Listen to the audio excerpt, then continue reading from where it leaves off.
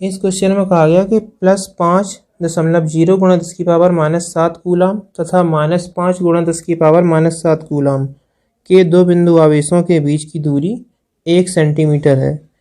इन आवेशों से बने वैद्युत द्विध्रुव की अक्ष पर केंद्र से 50 सेंटीमीटर की दूरी पर स्थित बिंदु पर वैद्युत क्षेत्र की तीव्रता की गणना कीजिए।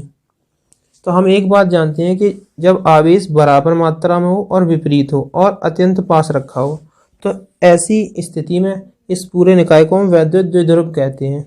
तो इसमें हमें दिया क्या क्या गया इसके बारे में, तो हमें एक चीज़ तो दी गई कि Q बराबर कितना है 5 गुणा 10⁻⁻7 कूलाम और उनके बीच की दूरी 12 दी गई है कितनी 1 सेंटीमीटर। तो यानी 12 बराबर क्या हो गया 1 गुणा 10⁻⁻2 मीटर। इसके अलावा हमसे कहा गया कि द्विध्रुव की अक्ष पर केंद्र से 50 सेंटीमीटर की दूरी पर स्थित बिंदु पर वैद्युत क्षेत्र की तीव्रता की गणना कीजिए। तो जिसे हम R मानते हैं इस फॉर्मूले में, वो R बराबर दिया गया 50 सेंटीमीटर यानी 50 गुणा 10⁻⁻2 मीटर।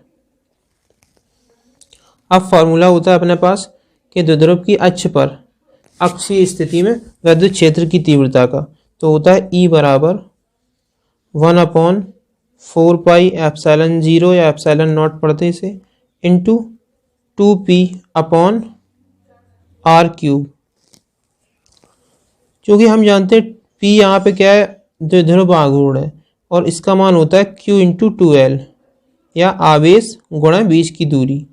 तो इससे फॉर्मूला अपने पास आ जाएगा E बराबर 1/4 pi epsilon not into 2p यानी कि P का मान रख दे रहे 2 इंटू Q इंटू 2L।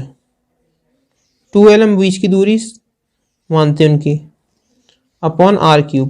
तो अब इस फार्मूले में हम मान रखेंगे और आंसर आएगा अपना।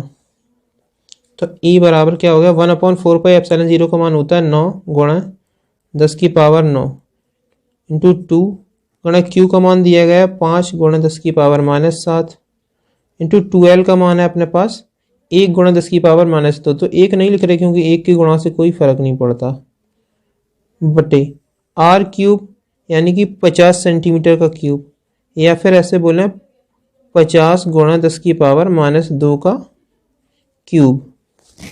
इसे और आगे सॉल्व करते हैं तो ऊपर तो क्या आ गया 2 पंचे 10 यानी 10⁻1।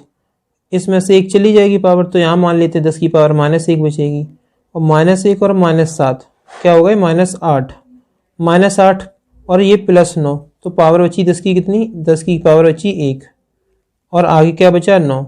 ऊपर केवल इतना ही बचा 9 गुणा 10 और नीचे क्या बचा, इसे हम ऐसे लिख सकते 0.5 का क्यूब, क्योंकि -2 था दशमलव इधर पे आ जाएगा। अब E बराबर क्या आएगा अपने पास 9 गुणा 10 यानी कि 90 बटे 0.5 का क्यूब 5 पंचे 25 पंचे 125 125 0.1 अंक पहले था, क्यूब कर दिया तो 3 अंक पहले आ जाएगा। तो अपने पास आया क्या 90 बटे 0.125